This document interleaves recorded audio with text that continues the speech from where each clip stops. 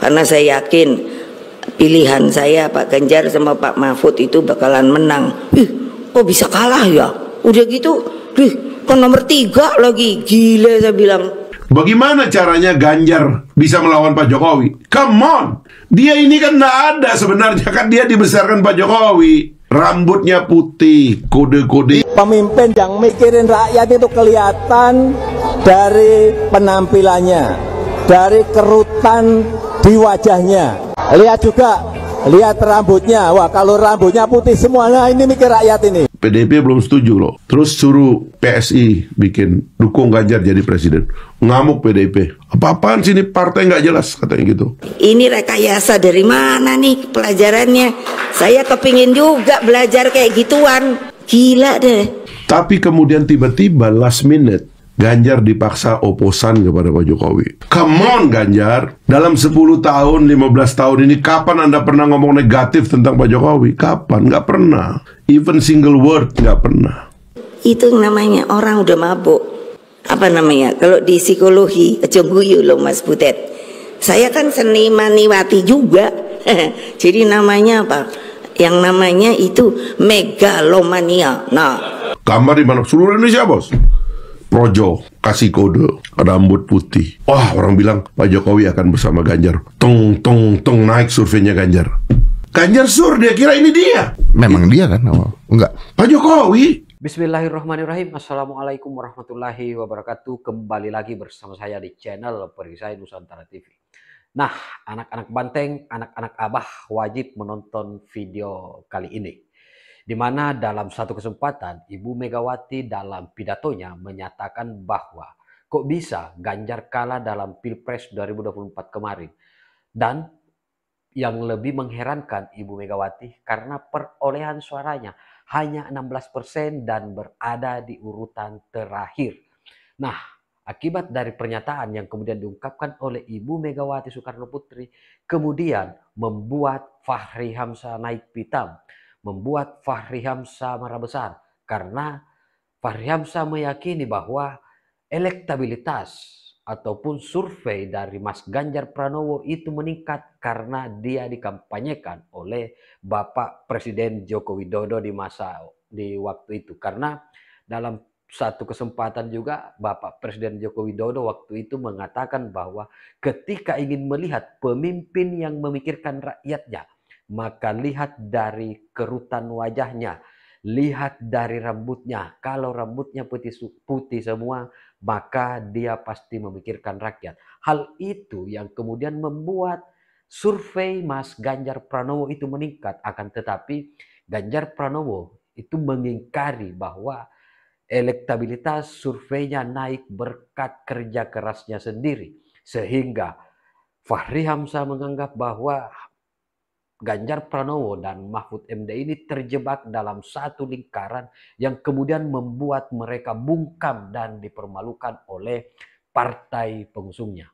Jadi seperti apa penegasan yang kemudian disampaikan oleh Bung Fachri Hamzah? Kita simak videonya berikut ini. Tiba-tiba di ujung, Mahfud aja. Dia masuk.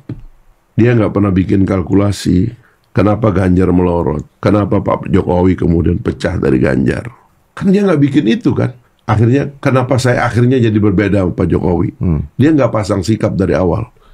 Karena nggak pernah kepikiran bakal masuk. Nggak pernah kepikiran, dan dia itu loyal kepada Pak Jokowi. Hampir Siapa lebih, loyal? Pak Mahfud? Pak Mahfud. Loyal pada Pak Jokowi? Loyal pada Pak Jokowi dan tidak pernah bicara ganjil tentang Pak Jokowi.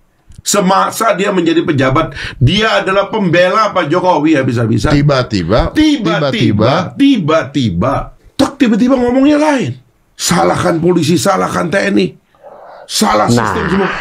Loh, you are on the top of the system. On the top of the system. Seharusnya Anda yang bertanggung jawab. Tiba-tiba sistem yang Anda selama ini bangun atau Anda ada dalam pengawasannya, kok tiba-tiba jadi rusak?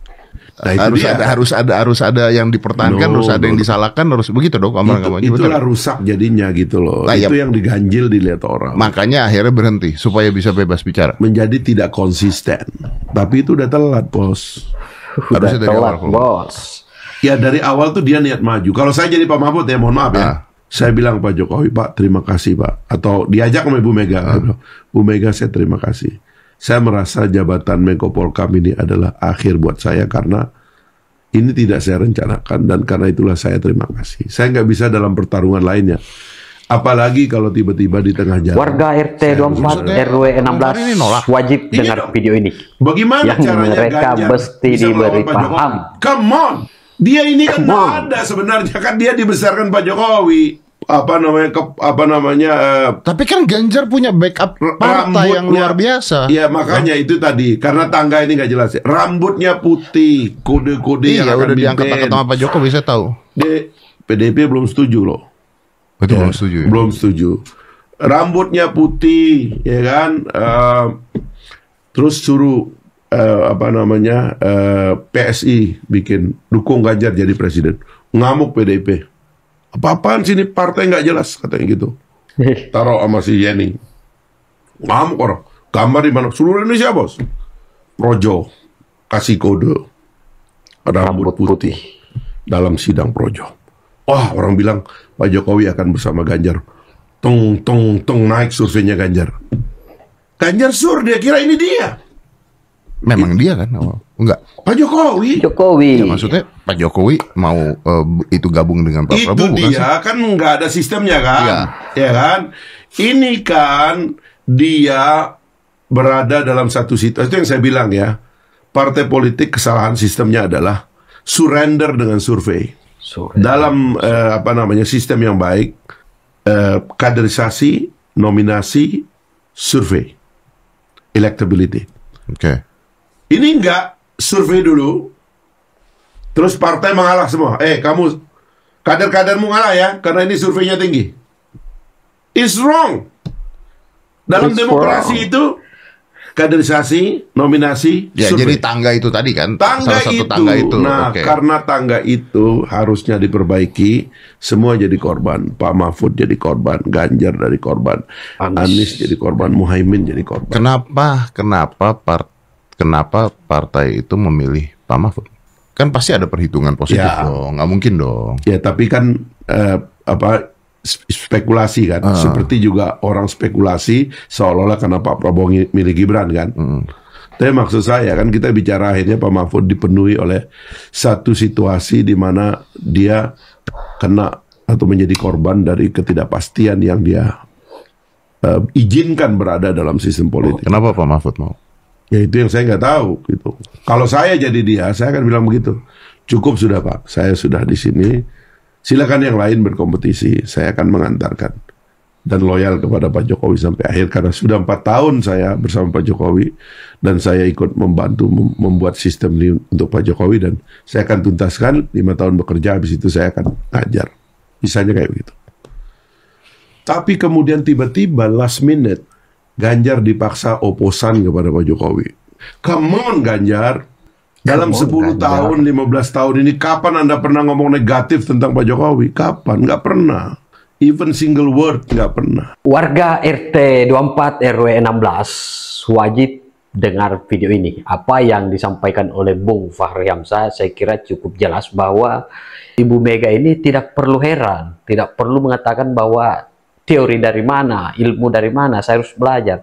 Karena memang pada dasarnya survei Ganjar kemudian naik itu karena rakyat Indonesia menganggap bahwa Jokowi bersama dengan Ganjar rambut putih. Karena dalam satu kesempatan Pak Jokowi menyampaikan hal tersebut.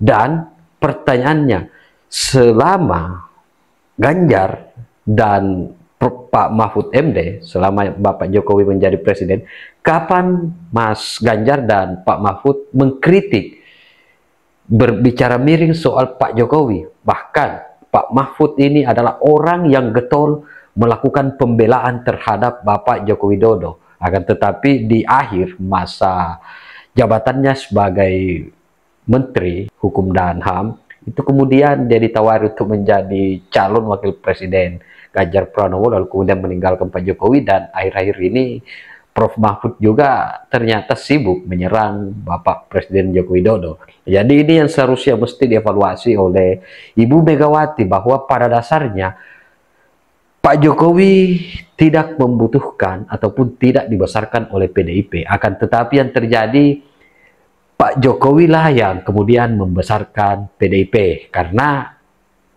dalam beberapa pertarungan sebelumnya ketika Ibu Megawati masuk sebagai calon presiden, itu kan selalu dalam kondisi kalah. Nah, bagaimana respon sahabat-sahabat sekalian? Silahkan tinggalkan di kolom komentar.